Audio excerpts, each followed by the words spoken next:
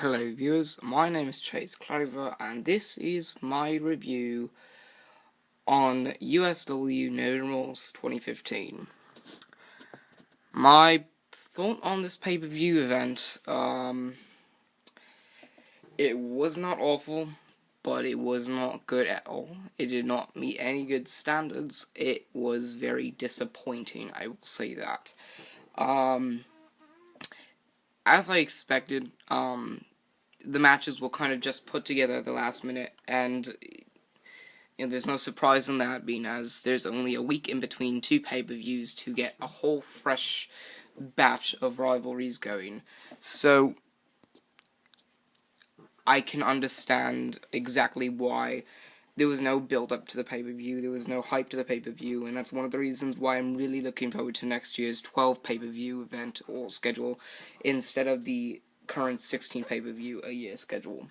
But most of the matches were just thrown together.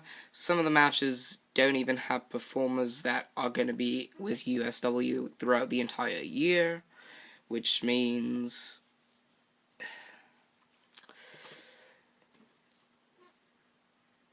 it was disappointing.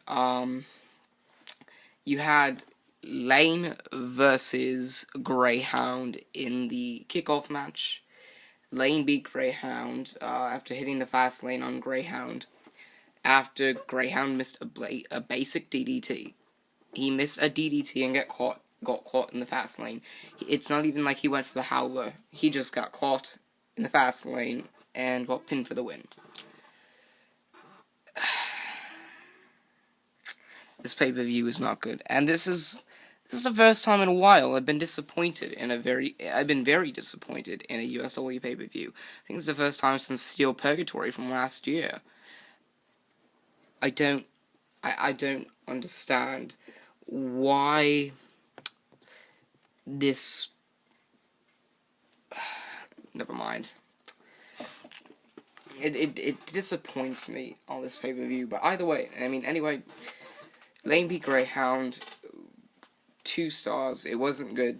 It wasn't, atrocious, but it wasn't good at all. 2 stars. Next up, we had Alex Martin and George Martin talking in the locker room about their match.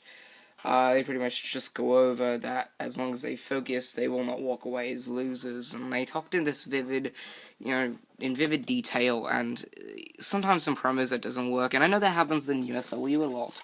Vivid promos, vivid confrontations, and all of that. But in this case scenario, I'm sorry.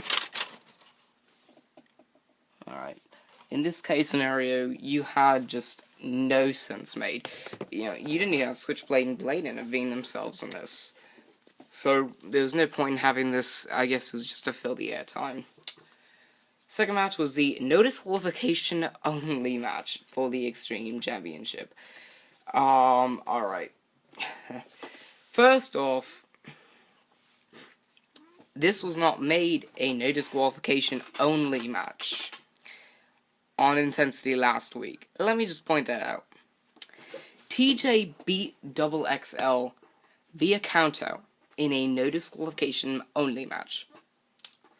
They only added the no disqualification only stipulation in there, so that way TJ could have a way to win without pinning Double XL or making Double XL submit and making Double XL look weak. That is disappointing. That is just poor booking. You have TJ, who, yes, gave up, I believe, 165 pounds to Double XL, I believe gave up 6 or 8 inches, and of course was the underdog going into this match. And then, guess what? You have him win and retain the Extreme Championship via countout in a no disqualification match. The least you could have done was have a no countout match, and have Double XL lose. That would have made more sense than a disqualification only match, but no, we didn't want to do it that way, and I don't understand why they couldn't do that way. I don't know who booked this pay-per-view, but they did not do a good job. I'm just continuing to rant. I don't usually rant in these videos because USW doesn't really give me a reason to rant. They don't do too many bad things, or too many. They don't have so many flaws that it just gets me annoyed to do a pay-per-view review or an intensity review. Whereas the WWE does that to wrestling viewers and wrestling reviewers all the time. So this disappoints me. And you have TJ beat XXL via countout in a no disqualification match. Forget the only part. No disqualification. Oh, guys, come on. After all, anyway, TJ gets thrown in the ring by XXL and immediately hits a missile dropkick on him, which leaves him unable to get in the ring before the 10 count. That's how XXL lost. That's how TJ retained the title. I mean, it was an alright match. It was 3 stars, but fuck. It was just not. The ending was just terrible. Poorly thought out, poorly drawn out. That was just bad.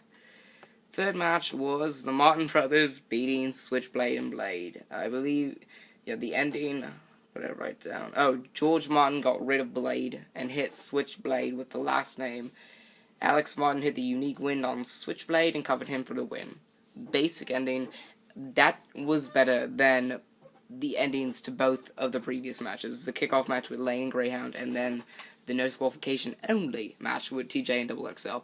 And I mean, at least they didn't do anything to screw up the ending. They didn't have one person got counted out, or one person just got themselves disqualified, so that way they wouldn't lose cleanly.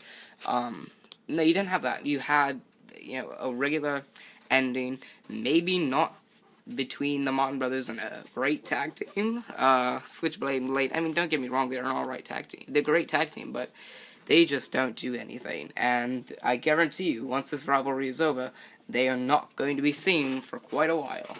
So, at least they had a, alright ending. 3 stars. Moving on. And you could tell that the Martin Brothers and Switchblade and Blade match, it was just thrown together at random because, you don't have you don't have reigning standard, you don't have Case. Well, you do have Case, I believe. You had Case versus the tag champions, right? Yeah.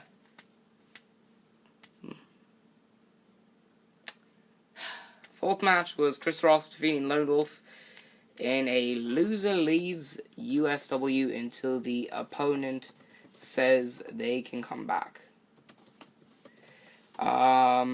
It was a good match, I'll give it that. And the stipulation of this match was, of course, the loser would have to leave USW, and the only way that they'd be able to come back would be if the winner allowed them to. So you pretty much have to have the winner pretty much has to say, I want him to return, or he may return, or he may come back. So I guess this is going to play off to Lone Wolf getting some vacation time, and then he'll come back and start making Chris Ross's life a living hell, and that'll force Chris Ross to have him come back, and they'll face off in another match. That's exactly how I think it's going to go, because exactly how every other feud like this has gone. But you know what, at least they had a performer who you didn't think would win. So at least they had some unpredictable type feel to it. It was 3 stars, I'll give it that. Fifth match was for the International Championship. Ash defeated Gringo to become the new International Champion. Alright, this I liked. I'll be right back.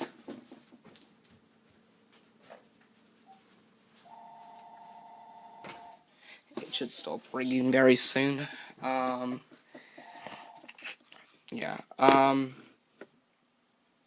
But back to this. Ash defeated Gringo. The thing that I liked about this was,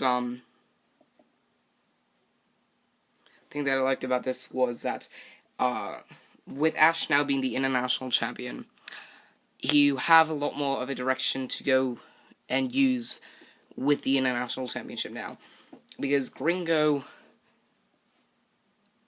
did not have too many spots where he could be, where the International Championship could be used positively. He was not. I mean, he did not. Gringo did not bring the International Championship a way to go about the rest of the feud or whatever. I don't know how to word it. If Gringo were the champion, if Gringo had retained the championship, I think there would have been less possibilities for feuds and matches for the National Championship to be held than there would have been if Ash had won the championship. So now Ash brings the International Championship a picture, a direction. And I believe Ash would be, better suited to have longer, more interesting, and well thought out feuds for the International Championship. So now the International Championship has some meaning. What he does with the championship is another story.